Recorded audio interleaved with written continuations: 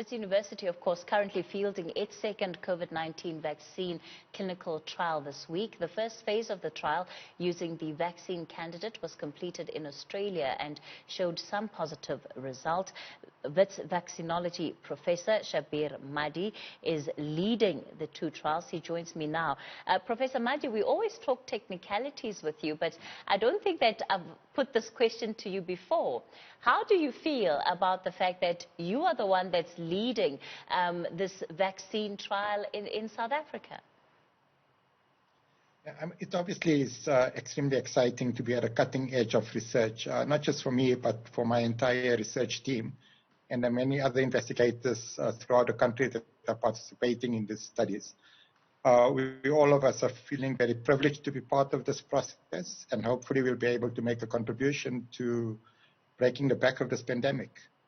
Is there a lot of pressure for you as South Africans, and I guess as Africans as well? So certainly so.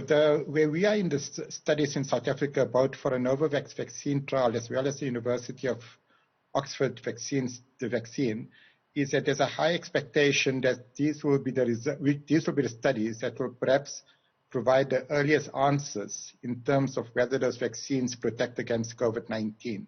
So there certainly is a lot of expectation in terms of South Africa and the studies that we're conducting. And I think all eyes are on these studies to see what happens next, at least for these two vaccine candidates. These are obviously two vaccines out of a total of close on to 20 vaccines that are now going into phase 2 and phase 3 studies. So hopefully across the landscape of vaccines that are currently being evaluated in South Africa and elsewhere, hopefully in the next 4 to 5 months, we would have at least 2 or 3 vaccines that are found to be safe as well as effective against COVID-19. Is there any particular science behind South Africa being one of the countries where these trials are taking place? Does it matter that it's happening in South Africa, or could it be taking place elsewhere, maybe in one of our neighboring countries? So the main reason why these studies are taking place in South Africa is really because of the legacy of scientists in South Africa in terms of being able to deliver on high quality science when it comes to clinical research. And that's the reason why we've been fairly successful in terms of convincing people to do these studies in South Africa. It hasn't been a case of them searching us out. It's been a case of us searching them out, and to make the case as to why it's essential that these studies be done on the African continent, and why we in South Africa are particularly well equipped to be able to start the studies and guarantee that we'll be able to provide quality in terms of the end result.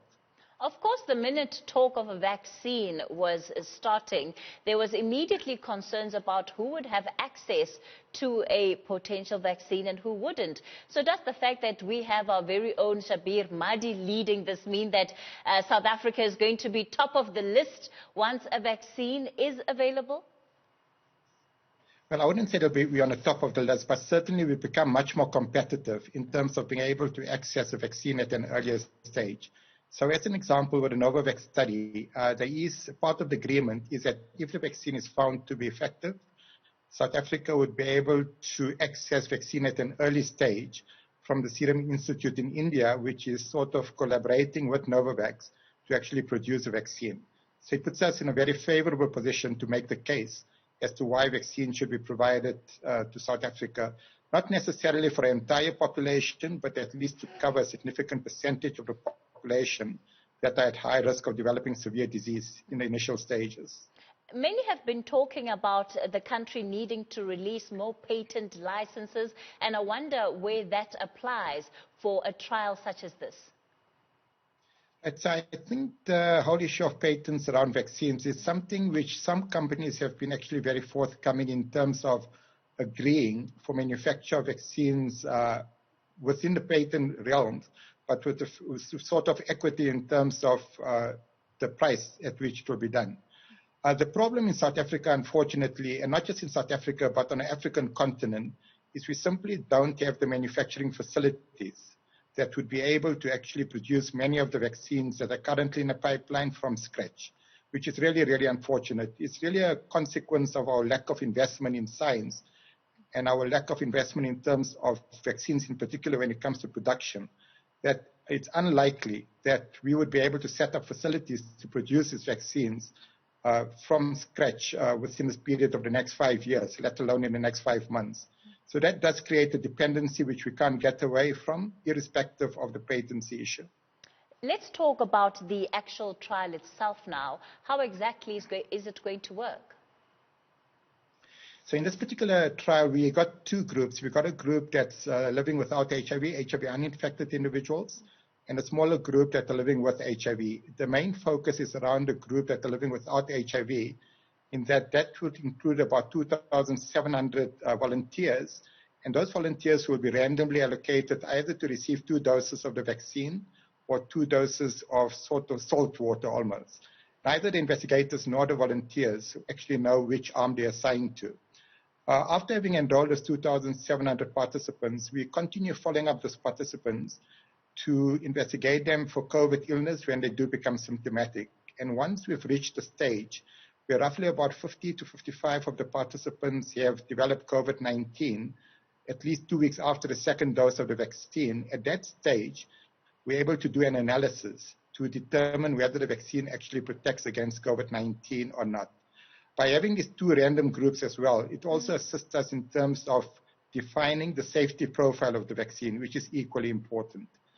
So that is really sort of the structure of this vaccine. For the HIV positive group, it's really to look at safety as well as to look at the immune responses.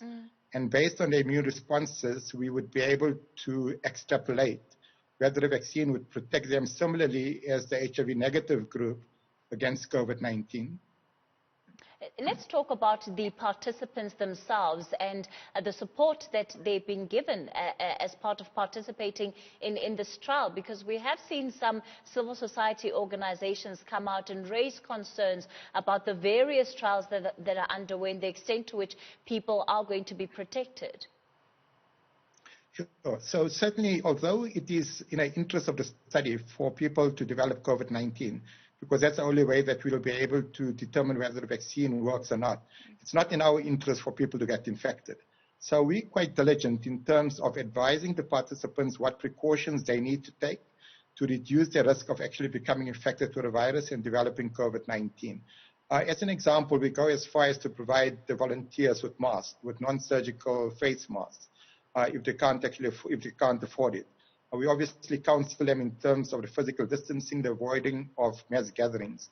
So when it comes to COVID-19, there's sort of a limited amount of interventions that we've got in our toolbox to be able to reduce the risk of individuals becoming infected, and we pretty much on top of the game in terms of advising the volunteers what to do to protect themselves as best as they can. All right. Professor Shabir Madhi, he is a professor of vaccinology from the Wits University. Thank you so much for joining us on News at Prime.